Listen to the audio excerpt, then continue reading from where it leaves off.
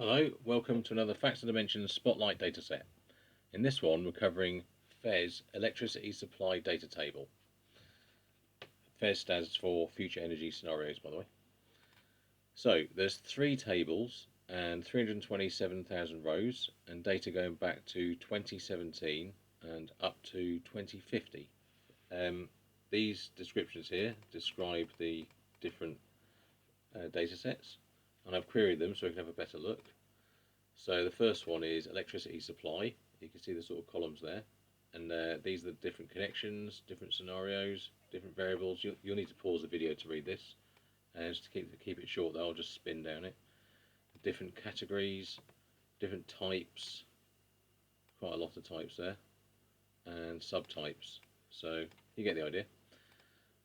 Next one is the Local Authority Spatial Heat Model.